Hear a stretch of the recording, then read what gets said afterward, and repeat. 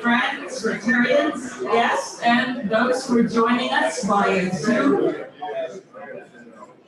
welcome, and thank you for joining us to the September 30th meeting of the Rotary Club of Louisville. I'm Jean West, owner of Faces West Productions and club president. To provide our invocation is Joan Fry, academic president at the Galen College of Nursing.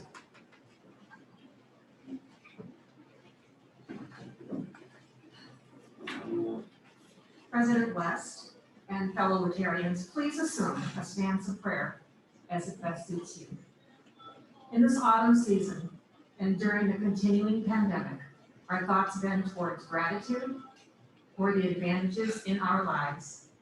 May we be especially mindful for the opportunity to meet as we are gathered today in a community of like minds, for both the comfort and the power we draw from being with others who share our focus and our shared purpose.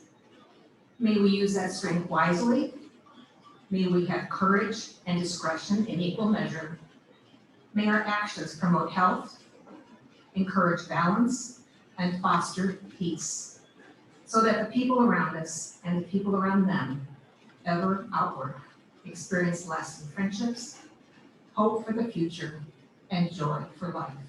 Amen. And to lead us in the pledge and for retest is Sharon Marie, Executive Director of the Refugee Foundation for Women.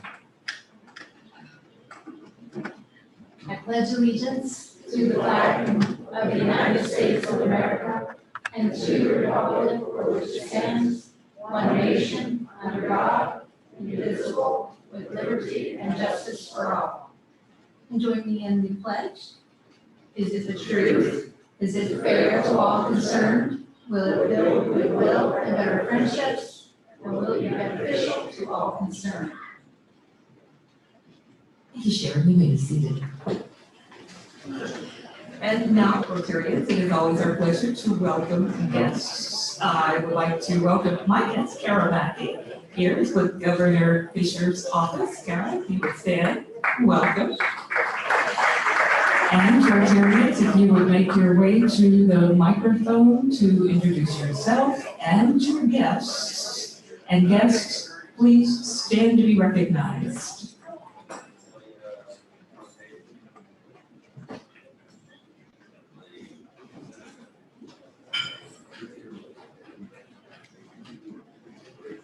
President Jean, I'm very happy to have 3 guests today, all of them very special. First is a visiting Rotarian from the Miramar Pines Rotary Club in the Miami area of Florida, Ligia Corredor.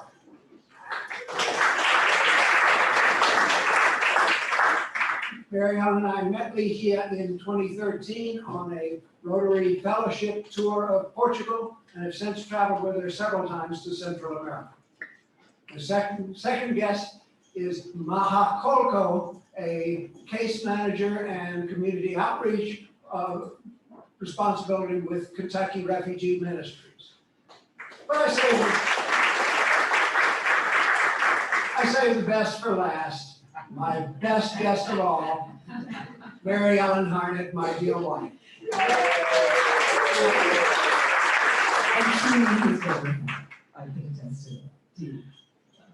President Jean, I would like to welcome my 2 visiting guests again from New American Business Association board member, Ray and Tony.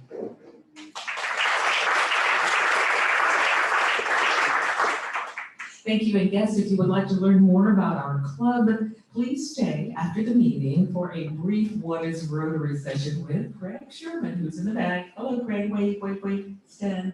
That handsome gentleman back there will tell you everything you need to know.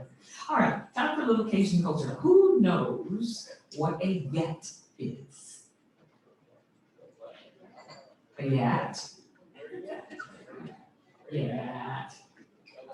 You close. Yeah, right. Where you at, darling? It's a very common phrase that New Orleanians use. It is a amalgamation of where ya at. So New Orleanians are affectionately known as Yats. Now, how do you use that in a sentence? Well, do you know Sharon? Oh yeah, she's a Yat. Okay, that means she's from New Orleans. So there you go. I'd now like to invite Deline Taylor to the podium. She'll be introducing our very special guest speaker and Rotarian, Tran, who is a serial entrepreneur, computer engineer, mentor, and a Vietnamese immigrant. Deline is also chair of our speakers committee. Thank you, President Jane, and I'm also helping out with public image today, so you guys all look your sharpest. I'm gonna do a video.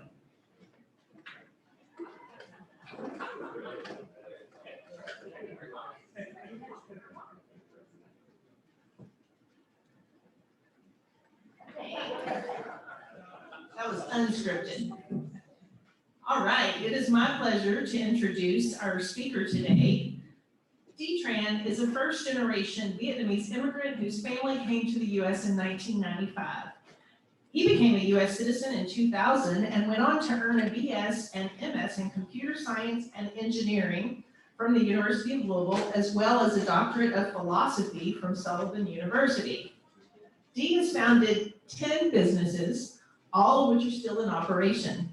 In addition to 18 years of experience as a computer programmer engineer at a Fortune 50 company and serving as faculty member at Sullivan University teaching information technology. He founded the Louisville Beauty Academy in 2016, which to date has graduated and helped over 250 people obtain good paying jobs without any government support, an accomplishment for which he was named a 2019 Kentucky Colonel. Dee owns multiple nail salons and is the owner and proprietor of the Louisville Beauty Academy. Through these businesses, Dee has sponsored people from across the world to come to Louisville, find employment, and earn American citizenship.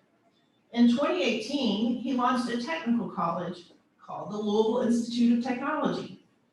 He serves on the board of directors for the Louisville Independent Business Association, the South Louisville LIBA Committee. He's a board member of both the Kentucky Association of Career Colleges and the Vietnamese Community of Louisville, as well as Tran, am I saying that right? Tran? A $1.5 million Vietnam War Monument project. He is an active member of Greater Louisville Inc. and is on El Homes Community Advisory Committee representing the South End. Dee and his lovely wife, V, or Vi, I'm sorry, I didn't check before. Is it V? Have 3 boys and all reside in Louisville. And I don't know how you found time to join Rotary and be with us each week, but we're so excited to have you on our stage today. Thank you.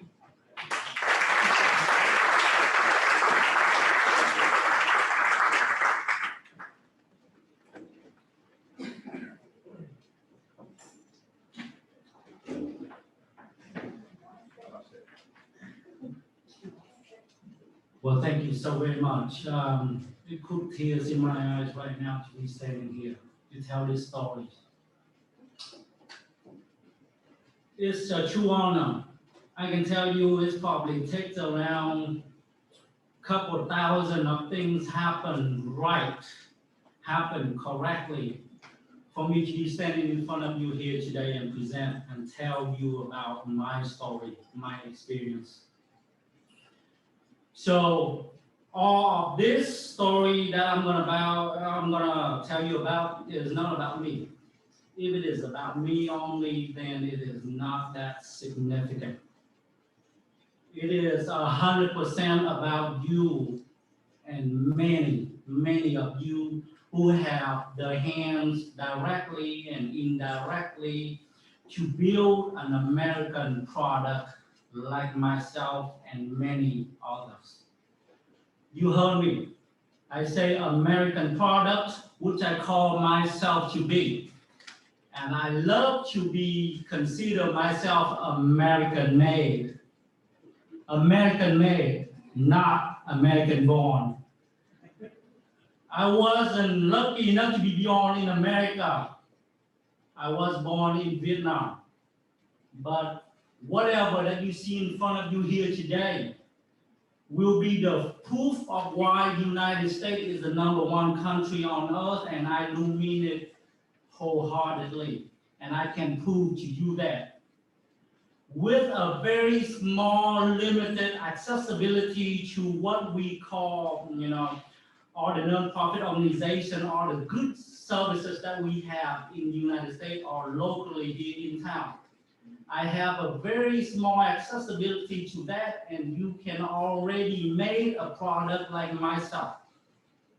Then use that as a base, considering if I have a lot more accessibility, and many of me who have a lot more accessibility, you can imagine where can you take an American product to be at what level.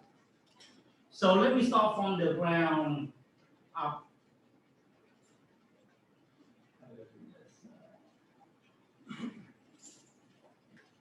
D, you need to turn it on and then point this way.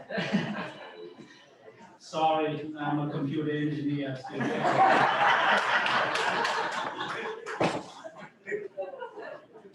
Call myself top level engineer in which I was, but I still suck at this.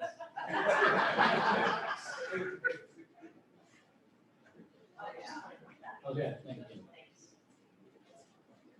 Okay, cool. So, from the introduction, you see who I am today, roughly. And for me, it's pretty significant. And you will see how significant it is if you know where I come from and how I get here. And I do emphasize thousands and thousands of things happen correctly for me to be here on this stage. And 100% of those coming from the people, the good people of the United States, which you are involved directly or indirectly. So what I have on the top left-hand corner right there, it is not my house, but I can tell you my house was exactly like that, okay? I take that from one of the video recently, a very popular musical video, but it does mimic where I come from literally. A mud hut. I used to live with my grandparents in a mud hut. A house that's small, that made of straw roof. And then you use straw and mud to create the wall out of that. That's where I came from. This, the middle picture on the top hand right here is the flea market. That's an exact picture of how it looks today. It looks 20 years back, it's probably worse. Okay? That is where my family make a living. In Vietnam, the third world country, there is no supermarket or market. There's only flea market. Okay? So you will start to understand why I am doing so many things that I'm doing today. It comes from that flea market kind of the deal. And watching my family grow from there. No shop to some shop to big shop. And then we get, to improve our house right there. So that's my, our house currently. We left Vietnam and we leave it as is, and so that house is around 40 or 50 years old right there, keep it as is until today.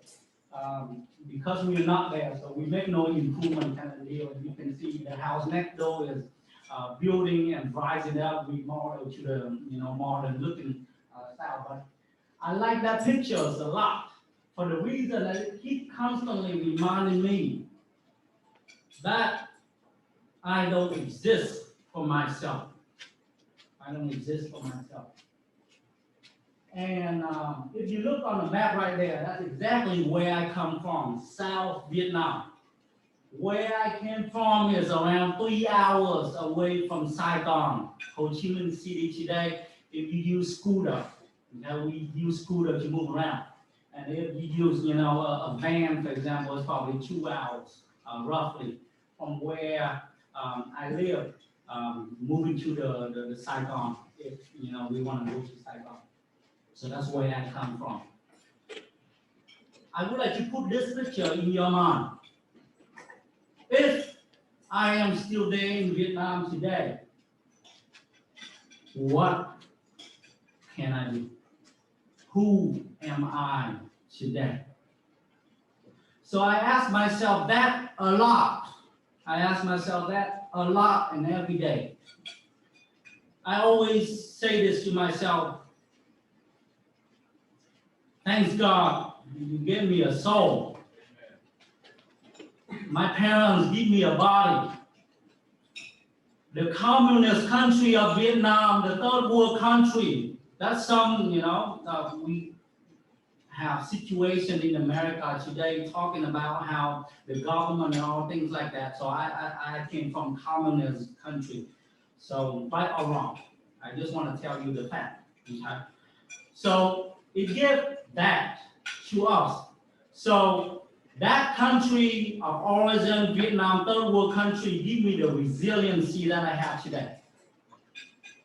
God gave me a soul, my body is given by my parents.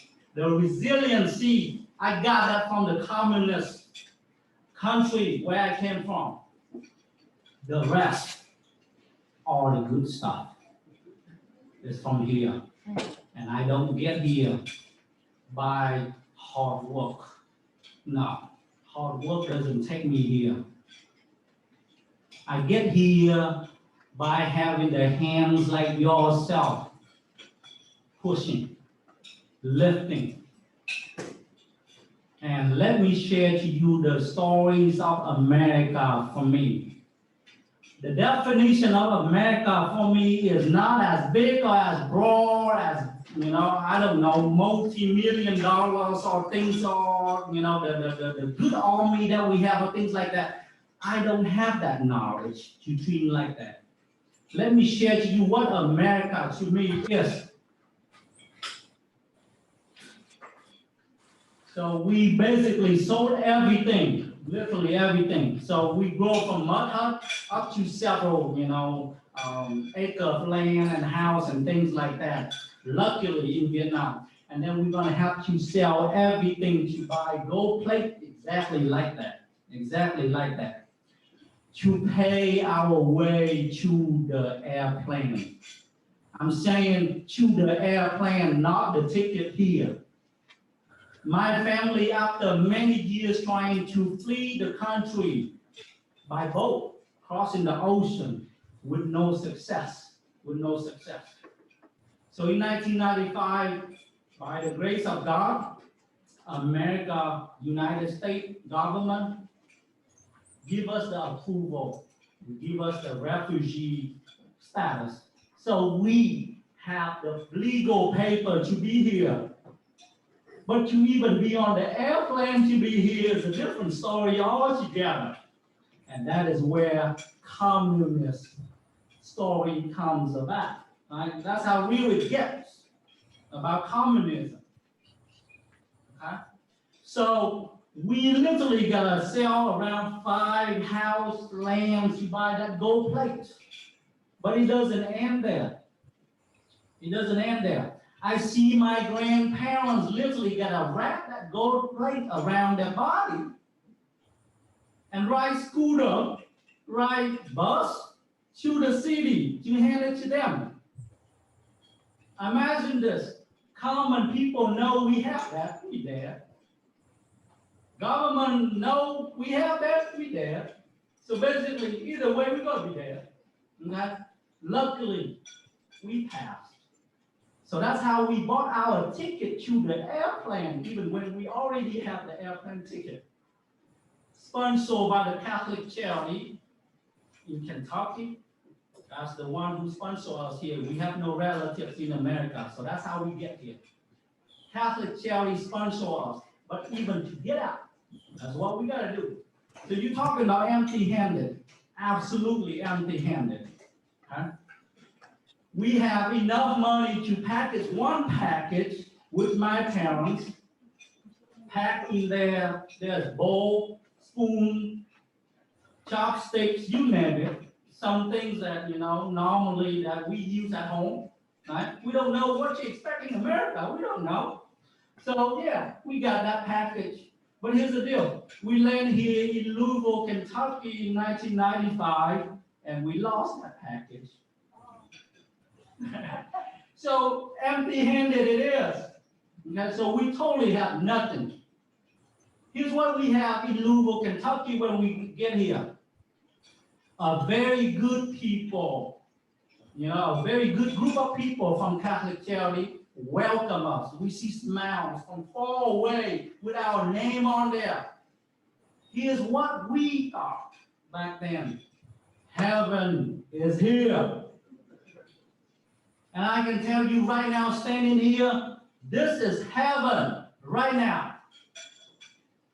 I don't need to die and go heaven. Heaven is right here on earth. And this is the #1 country on earth. And that by itself proves some level of that. Okay? So all the heaven effects coming from that first level and so on and so forth to this point on. Many of you have their hands in it and you're still doing it. And you're talking about this group of Rotary, for example. When I first found it, I was introduced to it. The excitement level that I have is off the roof. Here's what I see when I stand here right now. Jesus. Here is a treasure chest of wealth and knowledge and the people that love this country so bad, and they literally put it on the 4-way test. You say it every week. Service above self. I was like, Jesus, why don't I know this group long ago? So that's another thing that I like to discuss about is we should bring more out. How, I don't know. But I just know that I do want to be part of that mission about bringing these kind of good things out from the Rotary perspective. So that is that. So we land here empty-handed. My first level of heaven engagement is the Catholic Charity. My word is very limited. United States for me is so small. It's so small, but it's already that good. It is already that good. So here's the next level of goodness. This picture is the only picture that I have back then in 1995. This is my class of ESL in 1995 from Southern Middle. We call Olmsted Middle today. And then we moved to Nome Middle after that. That's the same class. And on the right-hand side right there is my ESL teacher, Miss Mankey, and I can't find her right now to even invite her to this kind of event. And I constantly try to seek for her to pay appreciation. So the whole discussion for today, I would like to boil it down to 3 words, 3 vocabularies that I learned 100% on my English here in the United States. I came here with no English at all. As you're talking about, American made, very much so. 100% of what you see here, along with my English, is here, and it starts out from this lady right here. So my second level of heaven engagement is Miss Mankey right here for 5 years, and that's all I know. I was that shy. I don't talk to anyone. All I engaged with is with this woman right here. Beside my parents and my 4 small walls in my small apartment in Americana apartment. They changed the name of that apartment complex nowadays. But yes, so that's my second level of heaven engagement right there. And for some way, somehow, she helped me speak like this. You don't call that miracle, then what do you call it? I got no idea. For me, it is pure miracle. Again, go back to thousands of things that happened right for me to be here on this stage. And the foundation is right there. So as soon as I kind of know some English, all I know what you do is just go class and study because I don't know anything else. You talking about audience, things like that? I don't know. I gotta get my education down, my knowledge down. I got no other time for anything else. Right? I suffer too much, to waste. So that's what I do. That's what I do. I learned English for 6 years. That's how dumb I was. I can tell you. My colleague only need 2.5 years. I need 6 years. So I can tell you, standing in front of you here right now is not a smart person, and I guarantee that.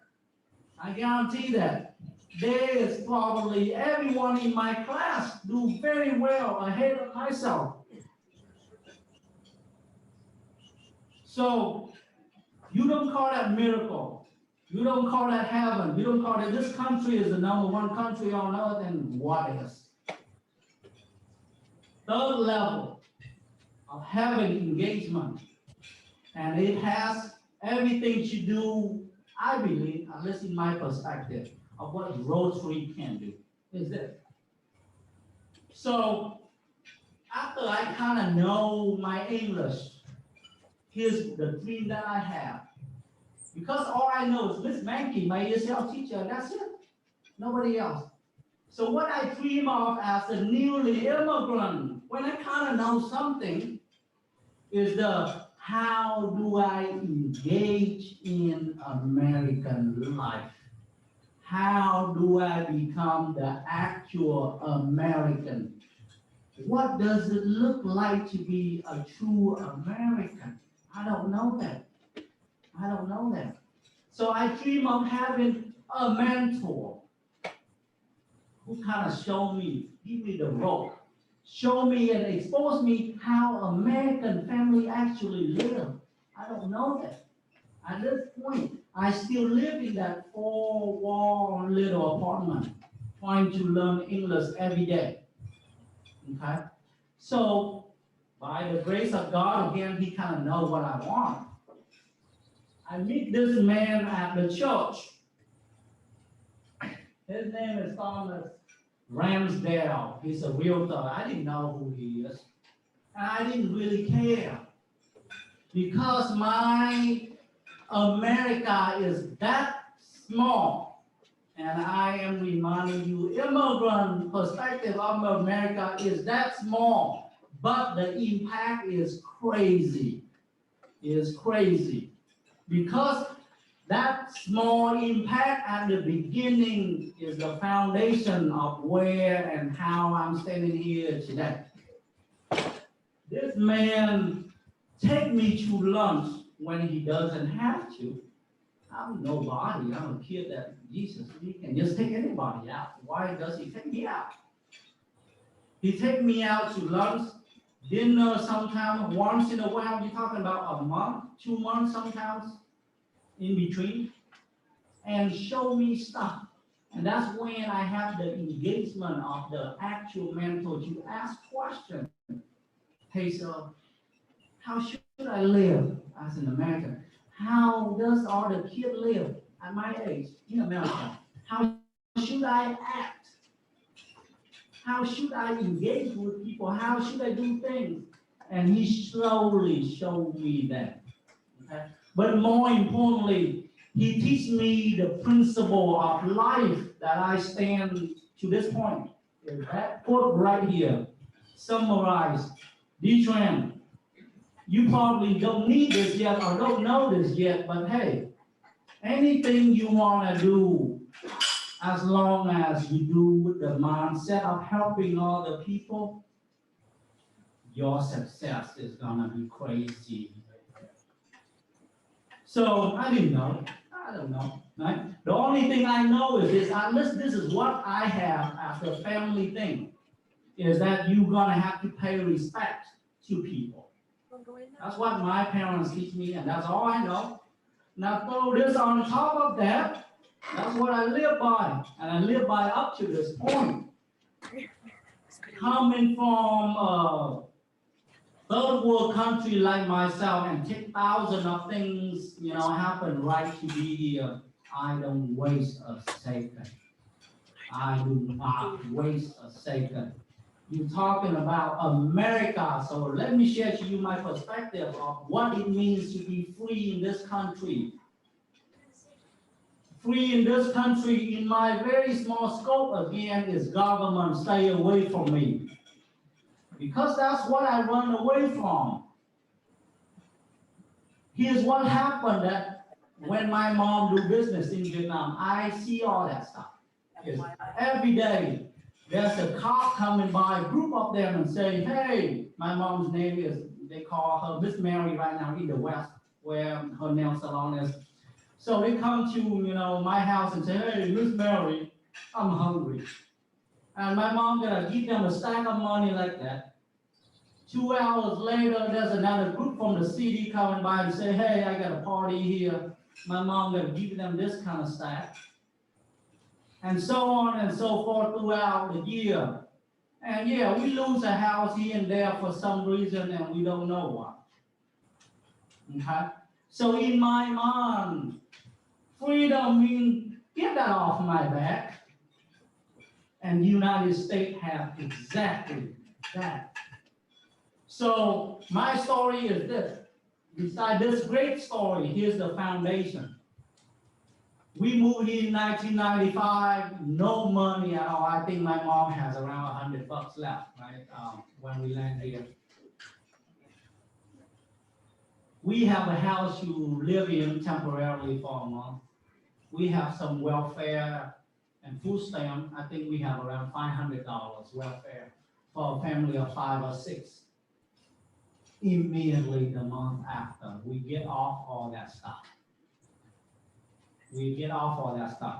My parents immediately jump in the factory and work the month after.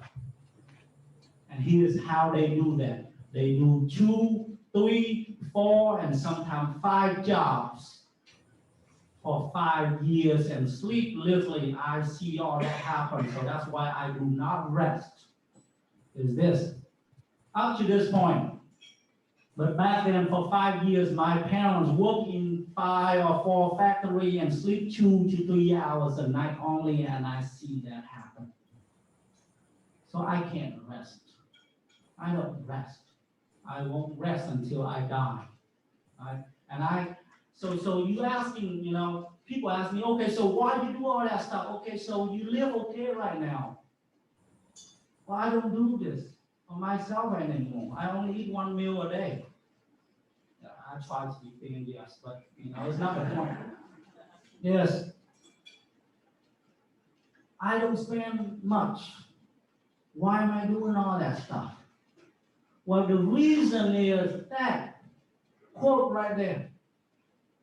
So he passed away recently in 2019. So I lost my only mentor officially. I only have one official mentor, and I'm asking for more, and I'm seeking for more, and I see this Rotary, I'm constantly going to ask for more. Can you be my mentor? And I do mean it wholeheartedly. Okay? So I need all the knowledge and support that I can get to do what? To do that. So I'm looking into this, and I was asking myself, okay, so at this level, you become top level engineer in Humana. Some way, somehow, God, I don't know how I do that. Okay, Humana has 7,000 engineers. I happen to be the top three, literally, and they probably have around 15 of the top, engineers today after I left Humana. How do I do that? I don't know. How do I own all that business? I don't know. I literally don't know, and I do mean it wholeheartedly. So, for me, what I have right now is not mine. It's not mine.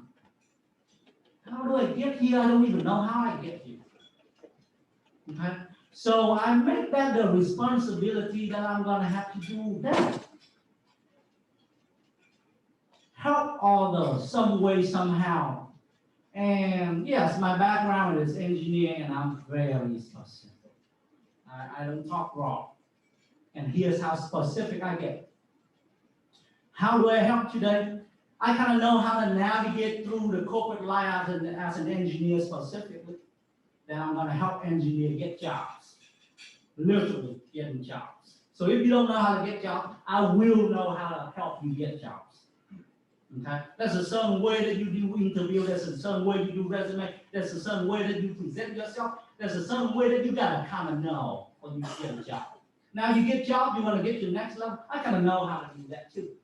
Okay? So I'm gonna guide people to do that as an engineer, for example.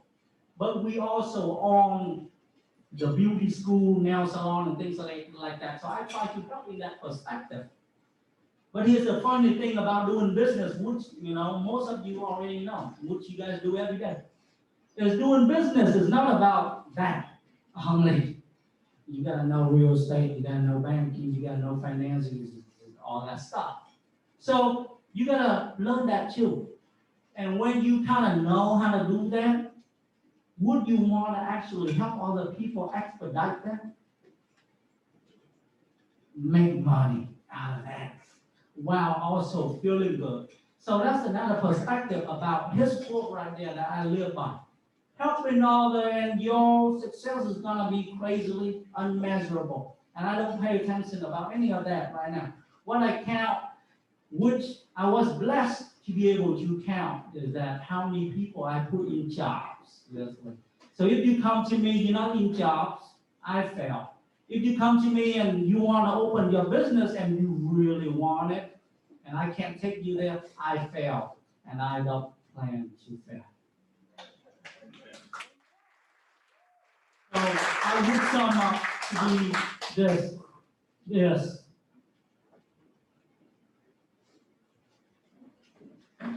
Can you be my mentors? And I do mean it. I need more official mentor. My only one is gone, and I need help, okay? Secondly, I am one of the very small example. There's many of me out there.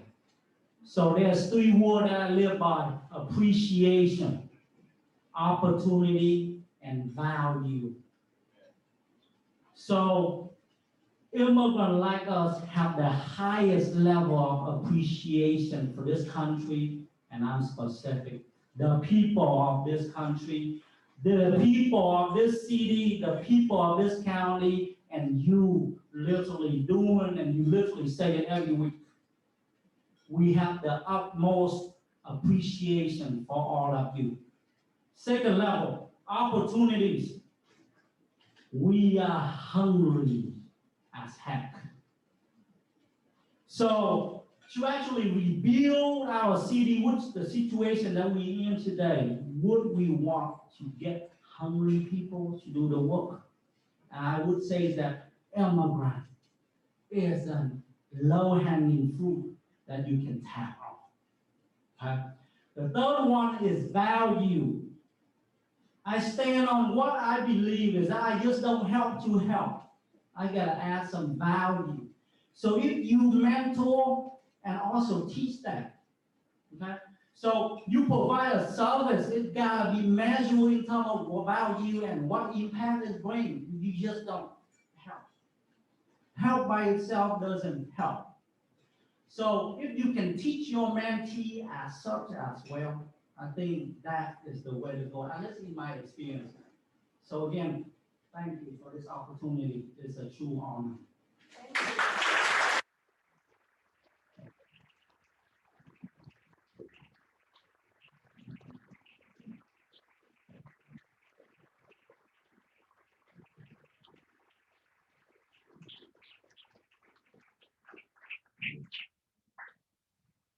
Wow, right?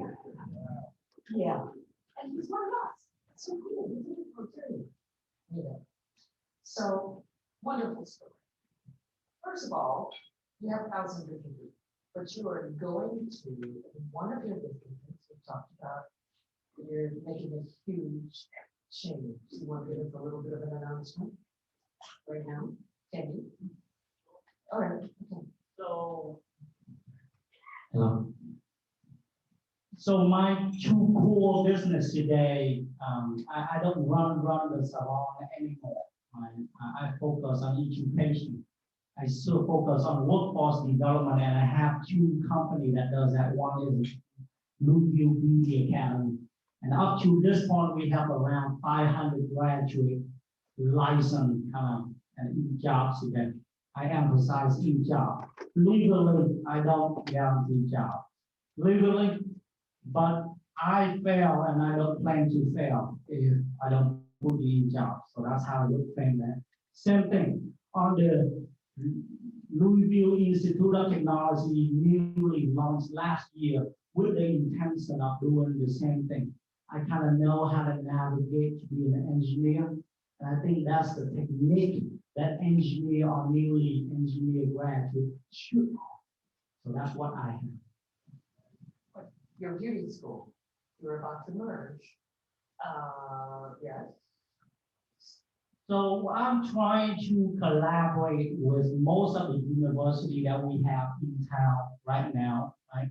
On the mission of what I would call, create apprenticeship kind of the deal, okay? Real job experience and Louisville Beauty Academy is collaborating with JCTC, cosmetology school, talent and knowledge. And they soon closing down their program, and we probably should be able to help in the beauty industry. Congratulations, that's great. And you talk about your journey here to the United States, and how many of you curious have lived in another country for a period of time, not just that. And did you come back here with a different appreciation of the United States? Yeah. That's pretty much what you described. Yes. Why is that so special for you and your family? Well, everything that we see in this country is really doesn't exist on any level. Even, let's say, an apple that we introduce. We don't have that. We don't have that. Since forever in Vietnam, we are talking about anything United States is like the heavenly kind of real product. Okay? And now I'm here. It's just amazing. Your work at the speed school, yeah, we're going to talk a little bit about that. So many of your businesses have come from that opportunity as well. The study you did at the speed school that you did. Yeah, so speed school give me first, let me start. I am the first college student in entire generation of both of my family, if it matters at all. My dad only finished 3rd grade. My mom luckily almost finished 12th grade. So I plan to set the ball pretty high, right? Pretty high. Yeah.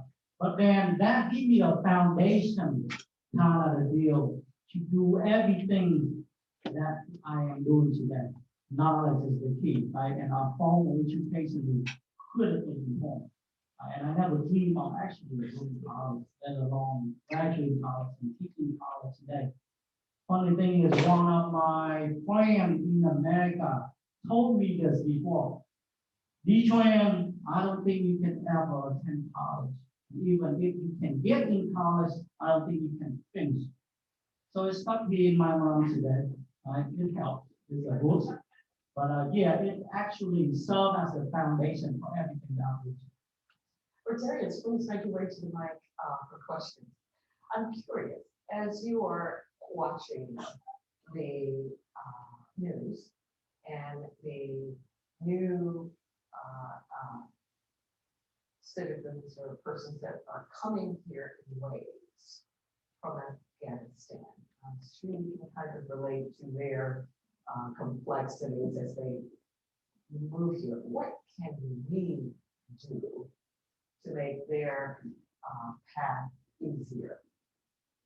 Yeah, so I'm very passionate about that, and I think that's my life mission nowadays, and hopefully, we can tune or adapt, the Rotary Fellowship Program or any other education program to assist.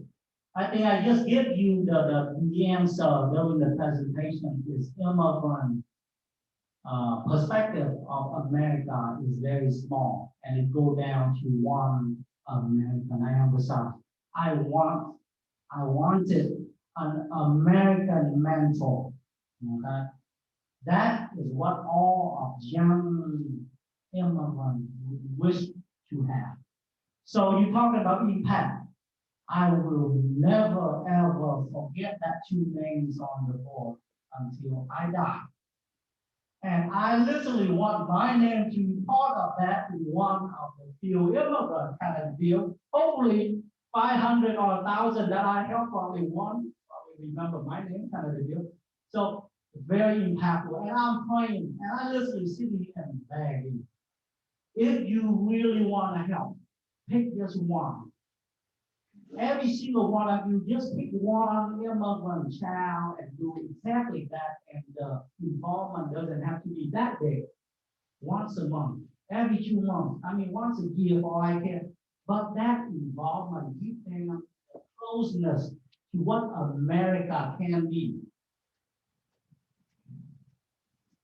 Hey, hello, Dee. For those of y'all that don't know him, but Dee, when he first joined Rotary, he heard about our mentoring at the high schools, and Dee immediately came in and really found a place at Iroquois because of all the refugee and immigrant community there. So he's been doing that for a long time, and it's very much appreciated by Rotary. That's a sidebar. My question is, how did you hear about Rotary, and why did you join? I don't know about Rotary until 3 years ago. John Zimanella, I can't say his name correctly. He worked for Morgan Stanley, and I engaged with him in one of the business deals. Right? So that's when he's like, Tran, I think you should join Rotary. And I attend with him as a guest, and as soon as I walk in the door, like in the meeting, oh my God, why can't I know this a long time ago? Why can't I know this a long time ago? That's how I feel up to this point. And yeah, I'm still very excited, and I am blessed to be part of this group for sure. And the last thing I want is not, it is not adding value. I go back to that value and opportunity. And I think we are, at the end of the day, is a business organization. Adding value, providing opportunity, or connect the opportunity to the supply kind of the deal, which is workforce immigrant. I think it's gonna add value to a lot of companies and us as a mission of helping our people.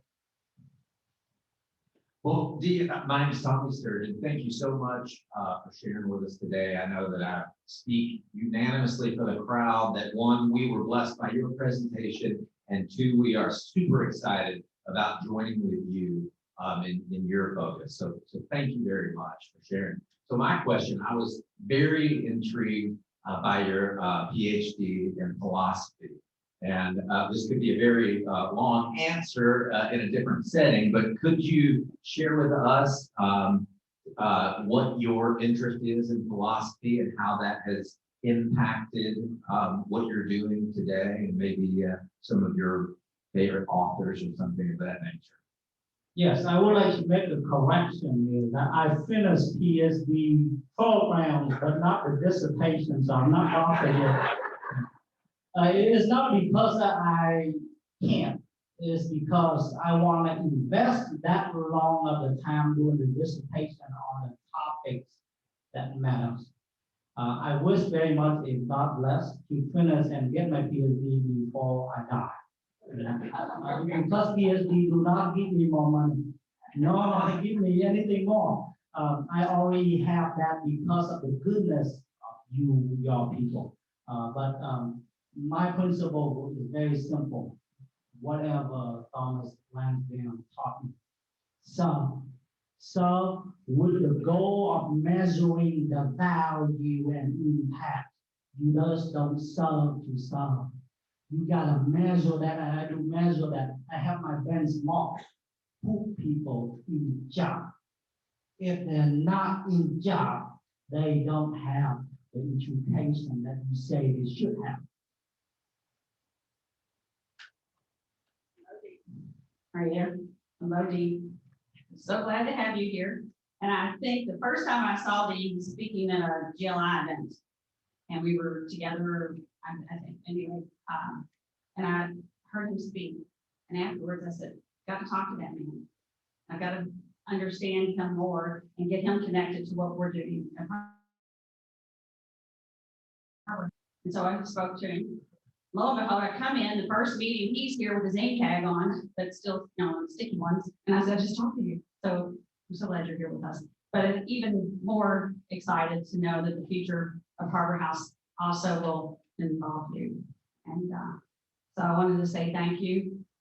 And the partnership is there, and we're closer to where we can go with you. But tell me, what gets you most excited every day? I know I've heard a lot, but tell me what's most exciting for you with your family. So personally, like, I worry about my 3 boys. The more I know, the more I worry about my 3 boys. They won't have the experience that I have.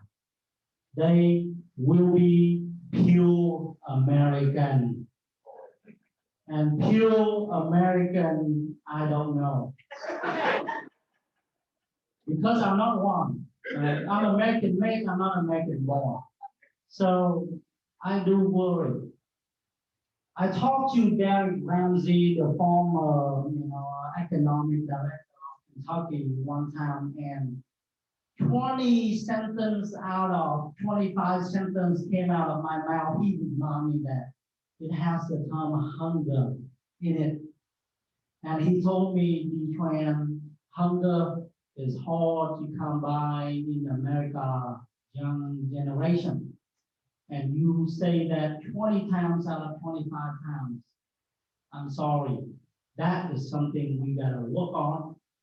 And American hunger gotta be brought back and reminded by measuring the value impact that they actually create to the community, not by a like or a share or things like that. They gotta be out in the back. So here's the deal with my experience nowadays, wherever that I go, doing something, all I see is own people. Not my age either. That is a challenge. Why don't each one of you tag a guy like myself along? I don't understand. Can I ask for that? And that's why I'm asking for your mentorship. Tag me along.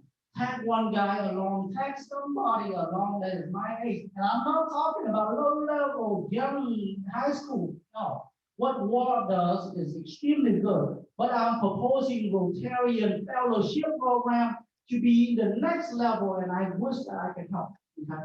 But then each one of you got a tag, I call it a tail along. I want to be your tail. Tell me what you do. At your level right now, you shouldn't have to do. You should advise, and I will do. You gotta find a lot of young guys that want to do, and you tell them what to do, and they should do. All right, last question. Steve, we're so delighted to have you speak to us today and be a member of Rotary. My question is regarding immigrants overall. Anyone who looks at statistics or understands economic growth of cities recognizes that immigrants are, as a group, or a general great boon to the city, help build the city tremendously. I'm wondering, in terms of the Louisville community, your impression of whether we're doing enough to attract immigrants, whether we treat immigrants well when they come here, and as an aside, whether you had any negative experiences that you care to share. I think we have everything that we need. We just gotta connect. So here's what my mom needs when they come here is not government funding. We get it off immediately, right? We get up immediately. What we have immediately after that is as many jobs as my parents would like to work. But that by itself is hard to come by even when it exists. Because of the limitation income of English, and the company just don't know how to get to us. They go to cafeteria and things like that, and they do a great job, but we can do better. And what is also the gap that I would love to fix and assist before I die in this state is this. How can we actually pace it out in multiple levels? So if my parents get to work in the factory right now, can you present them with the next level job? And the next level job, show them that role. They don't have that today. And that's the exact gap that I wish to solve. There's money out of that. Help people. But then that's the exact gap right there. We have the image side very well. We have the actual meat, which is the reality. We have enough. And we brag enough about being the city that welcome, immigrants. So we don't have to do any of that. We have enough. Let's jump right in the middle right now. Can we jump right in the middle right now? We got a supply, we got a demand. Come on. Let's get them there. But let's get them there in stages at multiple level aspects. Thank you so much.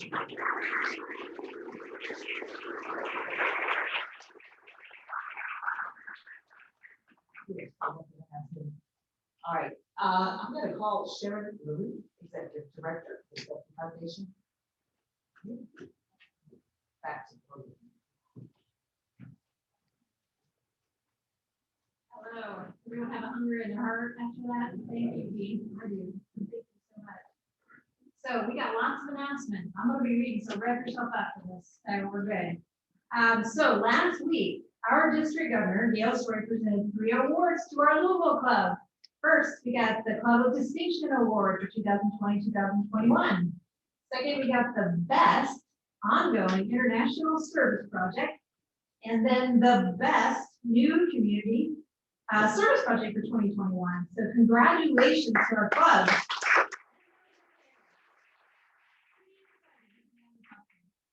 Beginning last week, our club launched our Saving Our Rivers project with a big splash on Wave TV with President Jean, District Governor Gail Story, and Ward Wilson of Kentucky Waterways Alliance.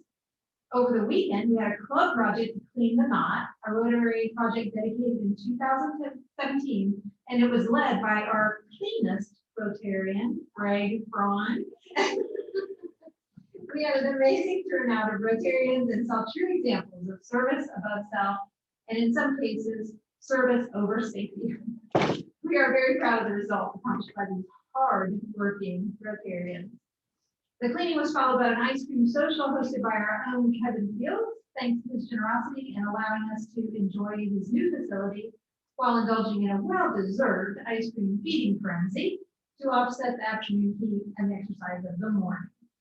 On Monday, Rotarians and others joined together for the Great Steamboat Launch Ceremony at the river.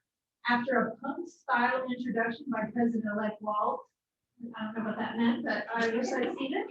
President Jean opened the celebration ceremony, followed by comments from District Governor Gail Story, Secretary of Tourism Mike Berry, and Ward Wilson of Kentucky Waterways. We enjoyed some R&B vibes from Studio 502, met the captain of the American Duchess, and wished bon voyage to the passengers as they prepared to set sail. The mayor's office then took the podium to announce a proclamation thanking our Rotary Club and naming September 27th, 2021 as Saving Our Rivers Day. It is a true honor directly from the mayor's office and for the Louisville Metro for our club. This entire Saving Our Rivers project has been wildly successful, and we look forward to updates from our sister Rotary clubs along the steamboat voyage. Next week on October 7th, we will host guest speaker, Dr. Eli Capeloto, I don't know how you get that right, President of the University of Kentucky. His topic is how the UK is advancing Kentucky, and we do look forward to hearing his thoughts on this. Lunch will be another fantastic Savor specialty of their famous chicken salad. You won't want to miss this one. And Rotary Golf Day is back. with a newer, lower price and better format. So make your plans for October 11th, which is celebrated as Columbus Day at the Glen Oaks Country Club. For a total of only $50, you'll receive a buffet lunch that includes one drink, a round of golf with a cart. Prizes will be awarded to both male and female divisions for longest drive, longest putt, closest to the pin, and a few frog surprises. You can sign up individually, pairs, threesomes, or foursomes. Registration requires $15 deposit before October 4th. Contact Rotary at 589-1800 or send an email to rotary@rotary45.org. A very special Kentucky Honor Flight is scheduled for October 20th. This is the first and perhaps only 2021 honor flight for Kentucky and Southern Indiana veterans of World War II, Korea, and Vietnam. Please make plans to volunteer to assist this special group and their families before or after their trip to Washington, D.C. to visit various war memorials and the Arlington Cemetery, which all includes lunch and meeting with several elected officials. They will return to Louisville later that day between 9 and 10 p.m. It will be a memorable day for the veterans, and I hope you'll plan to join the crowd to cheer and greet them on their return. Every veteran deserves our gratitude and thanks for their service, and your presence will mean so much to them. We appreciate you registering for meeting attendance a week in advance. Please use the link provided in the RSVP email or scan the QR code at your table before you leave today. Please note that reservations close at 4 p.m. tomorrow on Friday. This is the deadline that the restaurant requires, so please respond with your intentions by then. This meeting is also available via Zoom. Now it's time to wish happy birthday to Rotarians this week. So Phil Tamplin is September 30th. Bruce Engelhardt is October 1st. Mark Homan is October 2nd. Stuart Alexander, October 3rd. Judy Handmaker, October 5th. And Jim Worthington, October 6th. Happy birthday, Rotarians. Back to you, President Jean.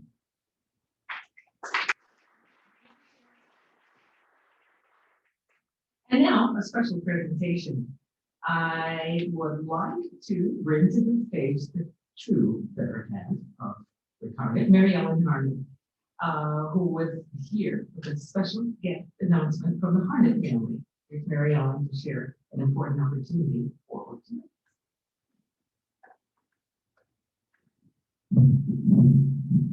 Thank you, Jean. Very fitting after the fine presentation by Dee. I think you'll understand where our hearts are coming from. Less than a month ago, we watched as U.S. troops evacuated from Afghanistan and evacuated many who had aided the U.S. in some way. So there are more than 50,000 Afghans arrived in the U.S. and they are currently being hosted on U.S. Army bases, I think 8, around the country.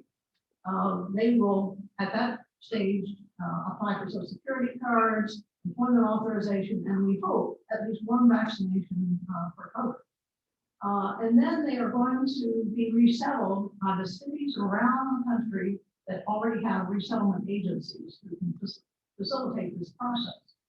So Kentucky Refugee Ministries, I have the honor of serving on their board and volunteered with it for many years, has said they will accept 200.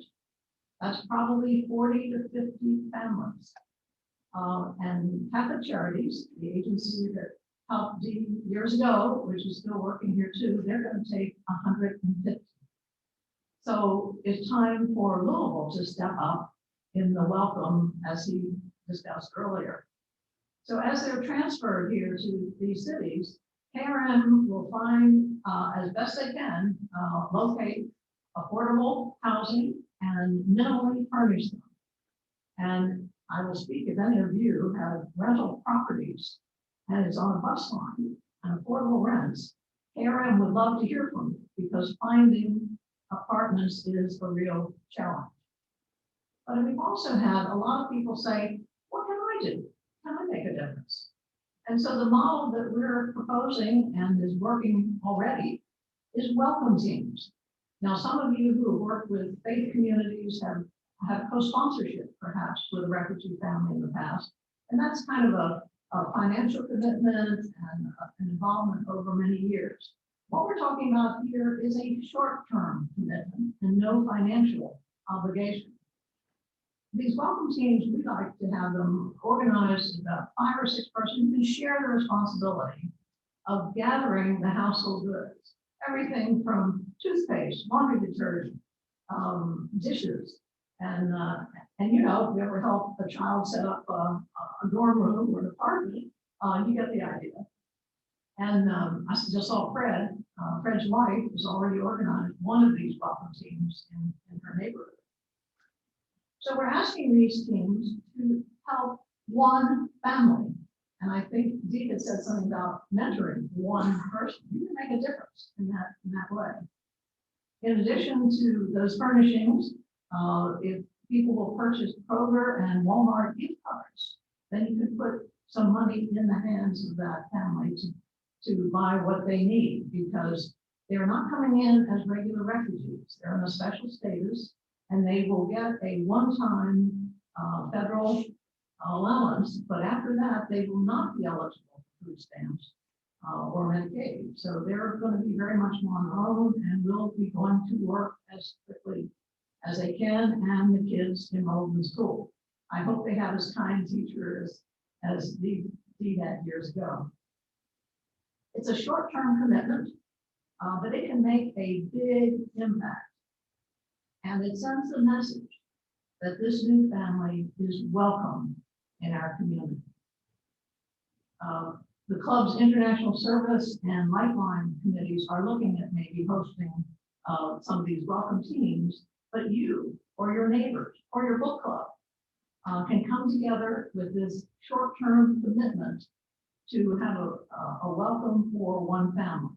After they have arrived and they have a place to live, then setting up initial groceries in their apartment. And then when we know who's in the family and the sizes and the gender, then some initial clothing support. And as usually happens, if they're children, then we get out the toys and the school supplies and help in that way. So it's up to these welcome teams how they would like to organize. But to get better direction, Rick has introduced our guest, Maha Koko, with Kentucky Refugee Ministries. And we have been working quite a bit together on this, and there are existing teams, but we want more. She has graciously said she will stay after the meeting and will be delighted to talk to you if you have any interest. If you're hurrying out the door, leave your business card and we'll follow up. So I thank you for your time and your support, and let us be, once again, a welcoming community. Thank you.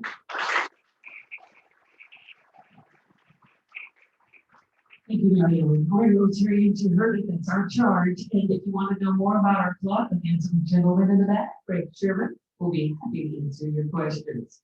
This meeting. One. Oh, the website? Was there a website, Marion? At the top. KYRM.org. That's enough.